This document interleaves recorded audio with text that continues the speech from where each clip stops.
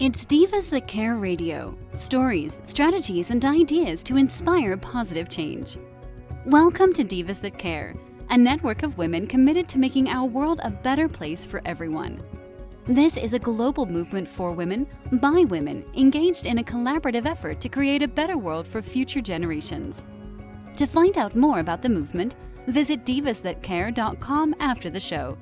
Right now, though, stay tuned for another jolt of inspiration. Hello, everybody. Welcome back. Amanda and I are so excited to be here with you for Faithful Biz. And this is Jesus versus Hurry and Worry. And for those who haven't seen the other ones, make sure you go back and catch them because we're going through 8 different ways that Jesus was calm and not stressed out, and it's opposite of the way I've run my life.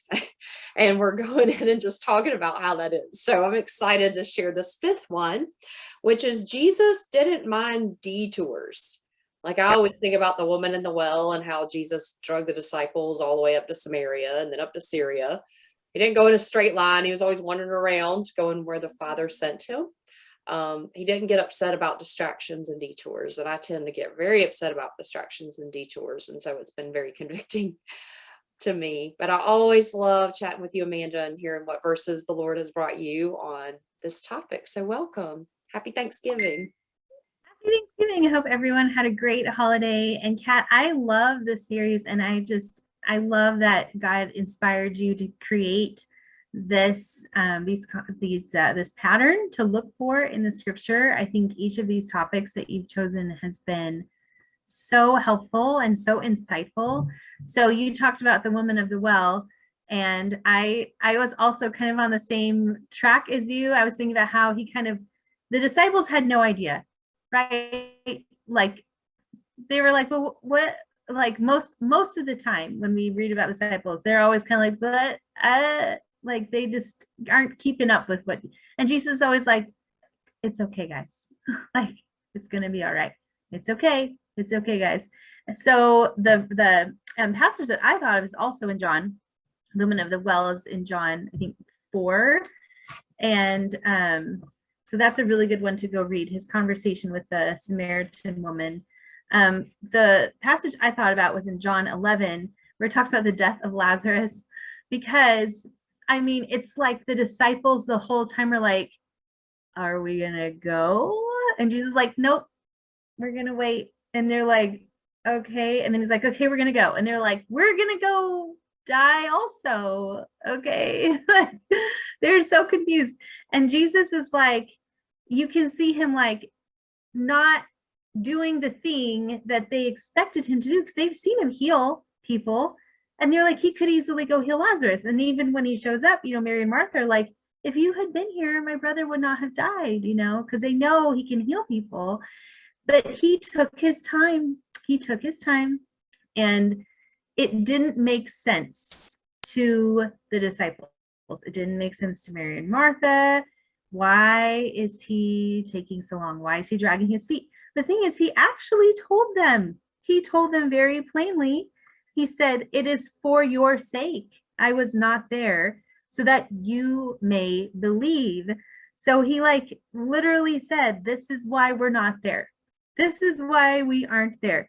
And so he told them, but they still don't get it. They even show up there and they're like, even Mary's like, I know he's going to rise again on the last day. And Jesus is like, you're so close.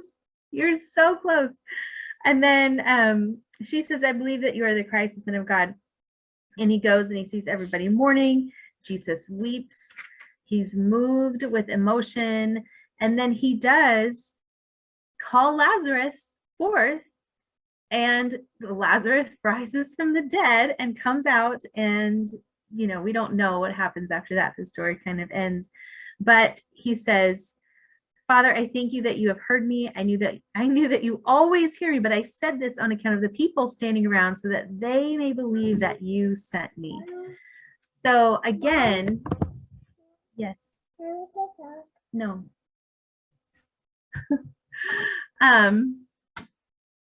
Again, it is Jesus in his perfect timing listening to the Father. He knows that the Father hears him. He knows that God is listening and guiding him. And he's not being rushed by the disciples. He's not being pushed along. He's not doing things on their timeline. He is sticking to the plan that God has communicated to him. And I think, yes, baby? Okay, wait till your clock is yellow. Okay. And I think sometimes we have a timeline in our mind for how things are supposed to go. And I've said this to some of my friends before. I've said, in my mind, I have it like you go from point A to point B to point C, like you're playing connect the dots, right? Like this is the plan. And God is like, we're not playing connect the dots here. This is not how I operate. Like, what are you doing with those dots and those lines? Like, I can take you from point A to point Q to point M to like, not even on that plane. Like, we're going to go up in the sky. Like, we're all over the place. To the world, it looks like we might be all over the place, but God's plan is always best. And sometimes we need to go all the way around because God has things he needs to accomplish through us, for us, before we're ready to go to the next step that we think I'm ready. I'm ready for this. I'm ready for that assignment. I'm ready for this mission. I'm ready to get it in a ministry. I'm ready for this next step in my business. I'm ready for this next rank or, to create this amazing thing. And God's like, you need some work. Like, I got to work on you a little bit so that you step into that place when it truly is the right time. And it truly is the right time for you. And sometimes people might say, oh, you need to do it this way, or it's not successful. You need to do it just like this. You need to do these, check off these boxes, be at this place at this time, and do all these things so that you can be the kind of person that is successful or is that right leader or is going to do well in their business. And God's like, that's not what I'm telling you to do. And what God tells us to do is the most important thing, because success is doing what God calls us to do, not doing what the world tells us to do. Worldly strategies are going to be so self-focused, self-preserving, and God tells us that his wisdom is what truly brings life and success. And there's this quote that I love that says, only one life will soon be passed. Only what's done for God will last. And so the world might say, you have to do this, you have to be here, you have to do these things. And God says, I have a much different purpose for your life. And what you do for me is what really matters. So I love that just that reflection on how God moved through that, or how Jesus moved through that situation, how he listened to his Father, didn't rush, knew that what he was doing didn't have to make sense to these guys that he hangs out with all the time. It can be confusing to them. That's okay. He is not confused. Jesus was not confused. So what do you think about that passage, Kat? Oh my goodness, I love it. And I had my Bible open as you were reading, and it's like Jesus is saying to them, are there not 12 hours in the day? If anyone walks in the day, he does not stumble because he sees the light. And it really convicted me because when you were talking, what I've tried to do is things the world way. And people will say, you've got to have this done and that done and this done and that done. And your posts have got to be perfect. And you got to be out there every day. And you got to respond to every comment. And you got to send out so many messages. And if you don't, you're a failure. And God's saying, no, that's not what I want you to do today. I want you to do this other thing. And it feels really weird. As a result of this, I actually started this thing where when I get stressed, I go spend 15 minutes with the Father. And instead of getting in that wind up of, I'm not keeping up with everybody else, I feel hurried, worried, stressed, I'm like, okay, what is the one thing he wants me to do right now? And when I do that, I feel at peace. It's when I try to fight it and I'm like, but no, I wanted to finish that thing from yesterday, or so-and-so was going to be like, something's wrong with you if you didn't do what I asked you to do. And he's like, but I asked you to do this. And when I do that, it goes well. And when I do this, it doesn't. And it's hard because it's that ego and pride wants to we fight, want to go on her. Maybe it's just me, but I'm like, I want to do it and I want to feel good about it. But if I go his way, what I'm realizing is that's the only way I know that it was his plan. And then the actual joy and the peace come. And then you give him all the glory because you don't have a choice, because there's no way you would have gone in that order. Like, no way. Right? Yeah. So it doesn't make sense right now, even to you. You like, Lord, are you sure this doesn't make any sense to me? And then you do the things and you do the things and you keep just walking in faith and trusting. And then you look back and you're like, oh, that makes sense. Genius. Like, of course, that was the best way to go.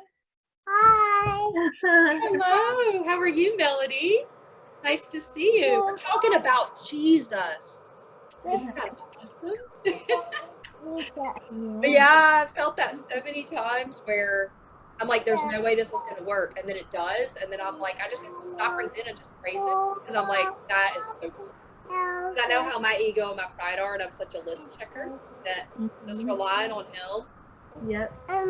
So my advice is, if you're feeling the wind up and you're feeling that hurry worry and you're comparing and you're stressed and you're like focused on that to-do list and you want to do that other thing instead of what Jesus is telling you to do his first.